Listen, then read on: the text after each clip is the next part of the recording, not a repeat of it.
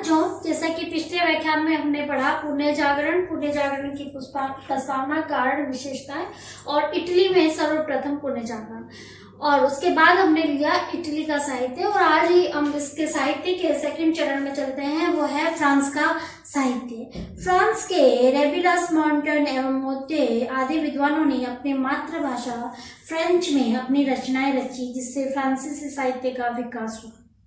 इसमें सर्वप्रथम है रेबिलस। रेबिलस एक अच्छा गद्य लेखक था। उसे फ्रांसीसी साहित्य में नवीनता उत्पन्न करने का श्रेय दिया जाता है। उसने गद्य साहित्य में उपन्यास पद्धति को जन्म दिया और अपने उपन्यासों द्वारा मानव के स्वतंत्र चिंतन के महत्व पर प्रकाश डाला। उसने हास्य एवं व्यंग्य मिश्रित शैली का अनुसरण किया। रेबिलस ने कुलीन वर्ग के लोगों तथा धार्मिक कट्टरता एवं अंधविश्वासों का अपनी रचनाओं में मजाक उड़ाया। वह उस समय में प्रचलित शिक्षा का विरोधी था। उसका ये मानना था कि अध्यापक छात्रों को व्यर्थ की बातें रटा देते हैं। उसने महान गगरुन तौवा का महान जीवन नामक पुस्तक की रचना की, जो पुण्य जागरण की संक्षिप्त कहानी समझी जाती है। उसकी रचना राजनीति और शिक्षा पर एक टीका जैसी है। उसकी रचनाएं व्यंग्यात्मक होती है। दूसरा है मोंटेन। मोंटेन एक अच्छा निबंध लेखक था। उसने अपने निबंधों के कारण काफी प्रसिद्धि प्राप्त हुई। अपने निबंधों में ओजस्वपूर्ण शैली का प्रयोग करते हुए भावों को स्पष्ट रूप से व्यक्त करने के कारण उसकी गिनती फ्रांस के सर्वश्रेष्ठ गद्य लेखकों में होने लगी। मोत्ते। फ्रांस में मोत्ते नामक विद्वान व्यक्तिगत निबंधों का प्रवर्तक था। उसके निबंध बड़ी सरल भाषा में लिखे होते थे। उसने कहा था कि कुछ पराजय विजयों से भी बढ़कर विजयपूर्ण होती है। तो फ्रांस की जो इतिहास साहित्य में है, एक तो रेबिलस का नाम है, एक मॉन्टेन का है, और तीसरा है वो है मोत्ते का। अब है जो चौथा साहित्य इसमें है, तीसरा, वो है इंग्लैंड का साहित्य। क्या है? इंग्लैंड का साहित्य। तो इंग्लैंड में भी पुण्य जागरण के कारण साहित्य का विकास हुआ। किसके कारण? इनके कारण, पुण्य जागरण के कारण इंग्लैंड में साहित्य का विकास हुआ। इसको आप समझे कि पुण्य जागरण के कारण इंग्लैंड में साहित्य का विकास हुआ। तो पुण्य जागरण से पूर्व जो साहित्य था वो किस पे लिखा हुआ था? धर्म पे लिखा हुआ था। लेकिन जब पुण्य जागरण हुआ तो उसमें परिवर्तन आया। इंग्लैंड में जर्मन तथा रोमन्स भाषाओं से एक नई भाषा अंग्रेजी का उदय हुआ और 14वीं शताब्दी में विद्वानों ने अंग्रेजी भाषा में अपनी रचनाएं रचनी शुरू कर दी। कवि चौसर, जिसका बहुत महत्वपूर्ण स्थान है, John Colet, Thomas More, Edmund Spenser, Francis Bacon, Shakespeare आदि विद्वानों ने इंग्लैंड के साहित्य के विकास में महत्वपूर्ण योगदान दिया। ये जितने भी मैंने आपको नाम लिए हैं वे महत्वपूर्ण साहित्यकार उस समय के रहे हैं और आज भी इनकी जो रचनाएं हैं उनका आज भी महत्वपूर्ण स्थान है। कवि चौसर मध्यकालीन युग का महान कवि था। उसे अंग्रेजी कविता का पिता कहा जाता है। मैंने एक बार आपको पहले भी बताया था, जैसे कि मानववाद का पिता था पेट्रार्क, और अंग्रेजी जो इंग्लिश पोइम्स है, अंग्रेजी कविता का पिता कौन है? चौसर। इसमें बच्चे बहुत सारी मिस्टेक कर देते हैं। जहाँ चौसर का नाम लिखना होता है वहाँ पेट्रार्क लिख देते हैं, और जहाँ पेट्रार्क का आता है वहाँ पे वो चौसर कर देते हैं। तो फादर ऑफ ह्यूमैनिटी यानी मानववाद का पिता तो है पेट्रार्क, और अंग्रेजी कविता का पिता है वो कौन है? चौसर। उसने उस समय की बोलचाल की भाषा में अपनी कृतियों की रचना की। उसकी सुप्रसिद्ध रचना का नाम कैंटरबरी ट्रेल्स। इससे कैंटरबरी की यात्रा पर लगाए गए लोगों के गुण एवं दोषों के बारे में पता चलता है। इसके अतिरिक्त इससे इंग्लैंड के मध्यकालीन समाज के बारे में भी जानकारी प्राप्त होती है।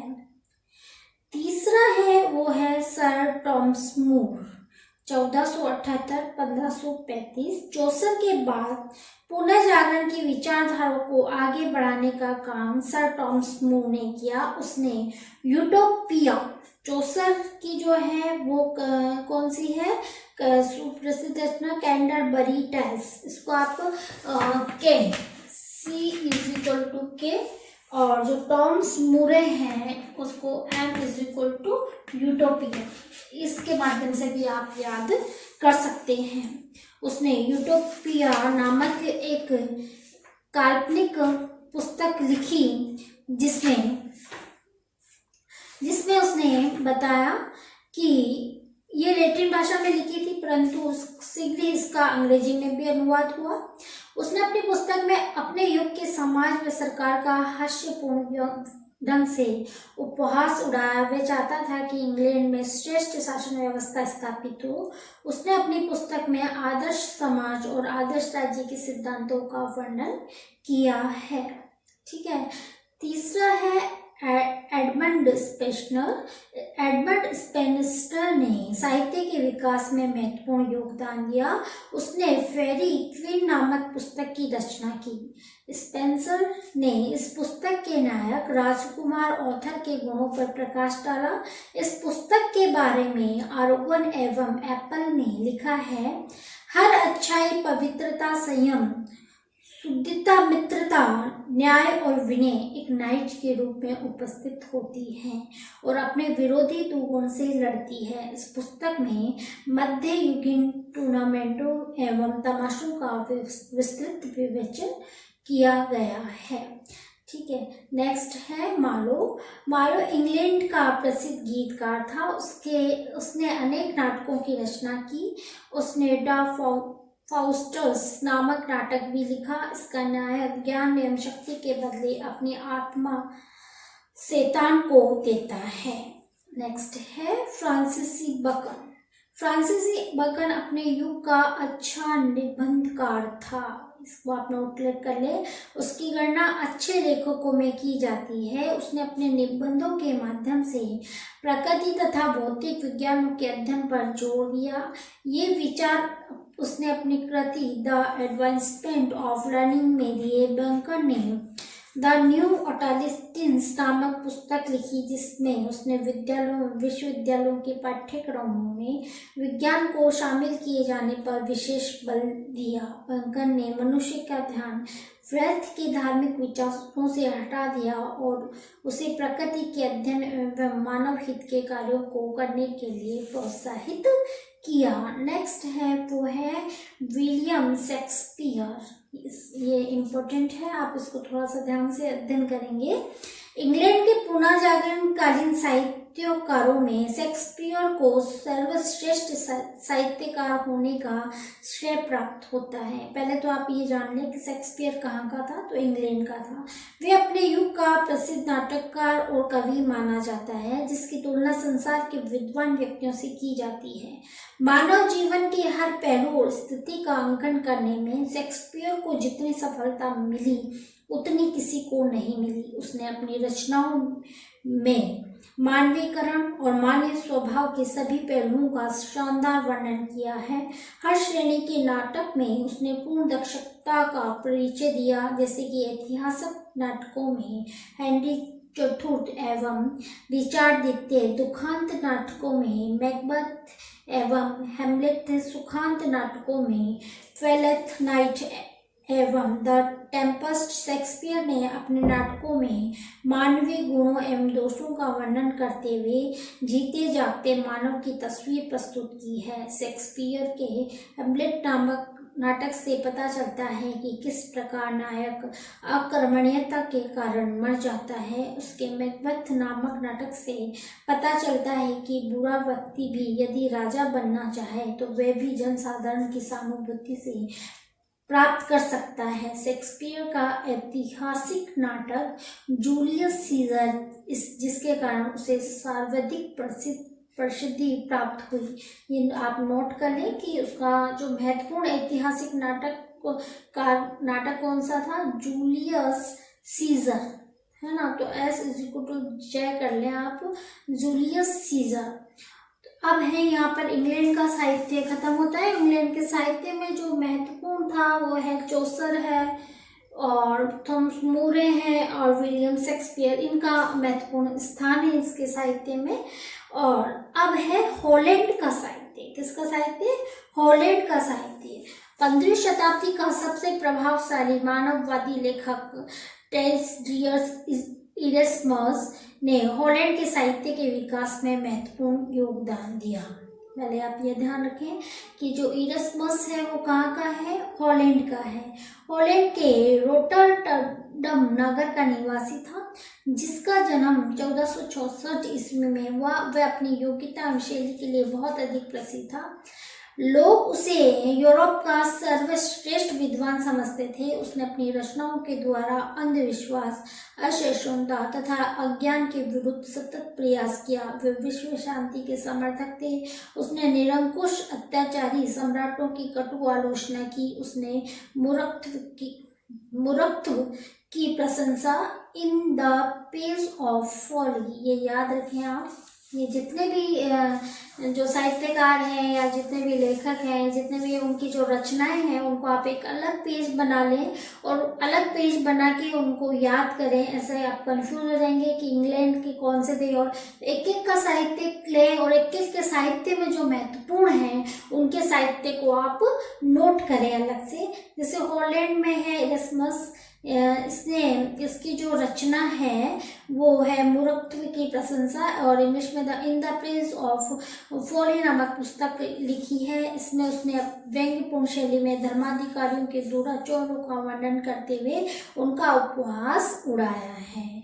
ठीक है, यह हॉलैंड के साहित्य में एक ही है महत्वपूर्ण, इरेस्मस। नेक्स्ट है जर्मनी का साहित्य। जर्मनी के साहित्य में नवीनता उत्पन्न करने का श्रेय वहाँ के प्रमुख विद्वान रोडोल्फ एग्रीकोला एवं कोलेटस आदि को दिया जाता है। इन विद्वानों ने मानववादी विचारधारा का प्रसार किया। मार्टिन लूथर, जिसे धर्म सुधार आंदोलन का अग्रदूत माना जाता है, इसको नोट कर ले। मार्टिन लूथर, इसका आगे आएगा, धर्म सुधार आंदोलन में इसका परिचय आएगा और उसके जो सिद्धांत है वो भी आप पढ़ेंगे, लेकिन इसको थोड़ा सा देख लें कि मार्टिन लूथर, जिसे धर्म सुधार आंदोलन का अग्रदूत भी माना जाता है, उसका जन्म कहाँ हुआ? जर्मनी में हुआ था। उसने बाइबल को जर्मन भाषा में अनुवाद किया। इस प्रकार उसने धर्म में व्याप्त दोषों को दूर करने का प्रयास किया। नेक्स्ट है वो है पुर्तगाली साहित्य। पुर्तगाली साहित्य में नवीनता उत्पन्न करने का श्रेय कॉमन्स नामक विद्वान को दिया जाता है। उसने लूसियाड नामक महाकाव्य की रचना की। थोड़ा सा ध्यान दें आप, कॉमन्स और उसकी रचना का जो महाकाव्य की रचना है उसका नाम क्या है? लूसियाड। इसमें वास्को डी गामा की खोज का विस्तृत ब्यौरा दिया गया है। पुर्तगाली साहित्य में कॉमन्स का महत्वपूर्ण स्थान है। तो यहाँ पर हमने विभिन्न देशों के साहित्य के बारे में पढ़ा कि किस प्रकार इनकी जो साहित्य थे उससे पुनः जागरण में महत्वपूर्ण भूमिका निभाई। पहले जो साहित्य लिखा गया वो धर्म पर लिखा गया।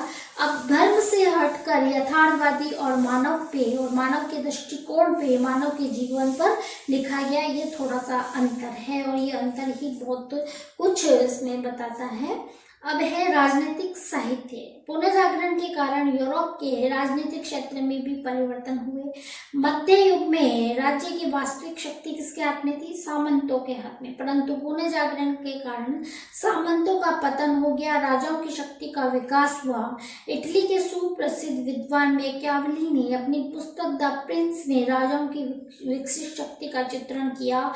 उसने अपनी पुस्तक में लिखा कि राजा को अपनी नीति को सफल बनाने के लिए किसी भी कार्य को करने में संकोच नहीं करना चाहिए। उसे अच्छे कामों के लिए निर्दयता व छल कपट का सहारा लेना पड़े तब भी उसे ले लेना चाहिए, परंतु उत्तम कार्य अवश्य करना चाहिए।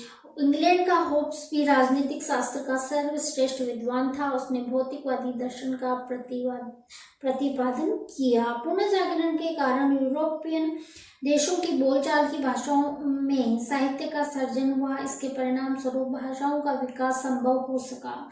पंडित जवाहरलाल नेहरू के अनुसार इस प्रकार यूरोप की भाषाओं में प्रगति की, वह इतनी संपन्न एवं शक्तिशाली हो गई कि उन्होंने आज की सुंदर भाषा का रूप धारण कर लिया। इसके अतिरिक्त लोगों में यूनानी तथा रोमन ग्रंथों का अध्ययन करने एवं मानववाद को समझने की जिज्ञासा पैदा हुई। तो यहाँ पर हमारा जो साहित्य का है वो जो चैप्टर है साहित्य का यानी पूर्ण जागरण कालीन साहित्य, जिसमें हमने फ्रांस का, इंग्लैंड का, स्पेन का, हॉलैंड का इत्यादि का अध्ययन किया। और उससे पहले हमने इटली का साहित्य का, जिसमें बहुत महत्वपूर्ण भूमिका है पुनः जागरण में। और आपने पहले भी पढ़ा कि पुनः जागरण सर्वप्रथम कहाँ हुआ। पुनः जागरण सर्वप्रथम इटली में हुआ। इसके बहुत सारे कारण मैंने आपको पिछले व्याख्यान में बताया है और आज मैंने यहाँ पर आपको साहित्य वाला चैप्टर कंप्लीट कराया है। आगे हम पढ़ेंगे कला के क्षेत्र में पुनः जागरण। तो कला, जैसे कि आप आपने पहले पढ़ा कि जब साहित्य पुनः जागरण से पहले जो साहित्य लिखा गया था वो धर्म पे लिखा गया। जब पुनः जागरण हुआ तो धर्म का स्थान किसने ले लिया? मानव ने, मानव के यथार्थवाद नहीं, मानव के दृष्टिकोण पर। अब जो साहित्य लिखा गया वो उस पे लिखा गया व्यक्ति के व्यक्तित्व के विकास की दृष्टि से को नजर में रखते हुए साहित्य का सर्जन किया गया। धन्यवाद।